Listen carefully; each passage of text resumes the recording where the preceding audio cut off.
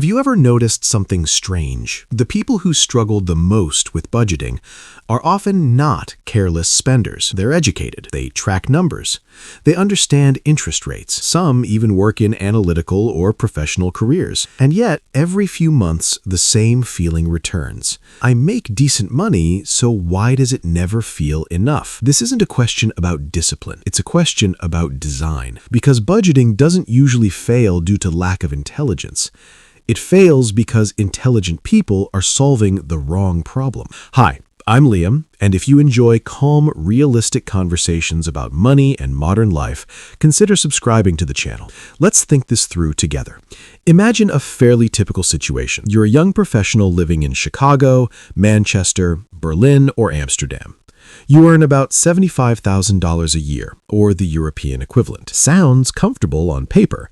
But after taxes, healthcare deductions, or national insurance contributions, take-home pay becomes roughly $4,300 per month. Now the fixed reality begins. Rent or mortgage, $1,700. Car payment or transport costs, $450. Student loan payments, $350. Insurance, utilities, internet, $400. Before groceries or social life, nearly $2,900 is already committed. Add groceries, $450. Subscriptions, phone, streaming, $120. Dining out, occasional travel, birthdays, weddings, social expectations, easily $500 to $700. Suddenly, the month ends with maybe $200 to $300 left. So you open a budgeting app, you categorize expenses, you optimize, and still nothing fundamentally changes. Here's the uncomfortable truth. Most budgets assume spending is the problem.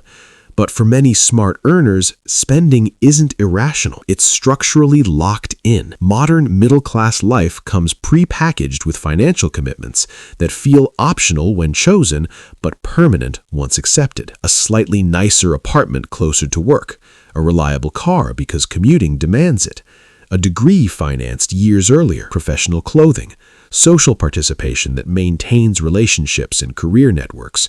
None of these feel irresponsible. Individually, every decision makes logical sense, but collectively, they create something budgeting cannot fix.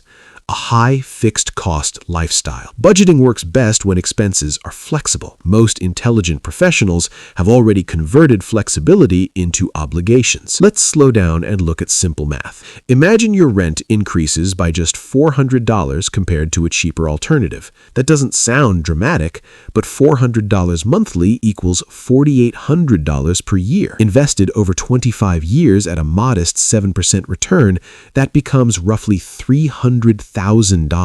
Not because rent is evil, but because recurring expenses quietly compete with future wealth. The same applies to a slightly newer car, upgraded living spaces, subscription ecosystems that feel small individually but compound silently. Smart people understand math, but budgeting hides long-term math inside monthly comfort, and the brain prioritizes present stability over invisible future outcomes. This is where psychology matters. Highly educated people often optimize for efficiency and stress reduction. After years of studying, career uncertainty, or early financial struggle, stability feels earned, so choices shift from survival thinking to friction removal. Closer apartment means less commute stress. Car ownership means time control.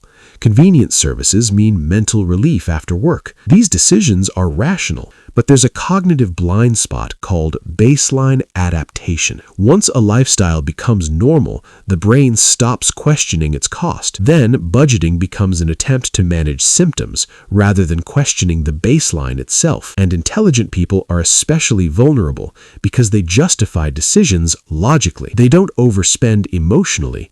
They overspend systemically. If nothing changes, something subtle happens over time. Income rises, but financial freedom doesn't. A promotion adds $800 per month, and lifestyle upgrades quietly absorb $700 of it. Savings increase slowly, but not meaningfully. By the late 30s or early 40s, many professionals realize they are financially stable, yet dependent on continuous income. Not poor, not struggling, but unable to step away. The real cost isn't visible debt, it's reduced optionality. The ability to change careers, reduce hours, or take risks becomes limited. not because of bad decisions, but accumulated reasonable ones. Financially calm people don't necessarily budget better. They design differently. Instead of asking, how do I control spending this month? They quietly ask, what expenses will exist in my life for the next decade? They understand that recurring costs matter more than occasional purchases.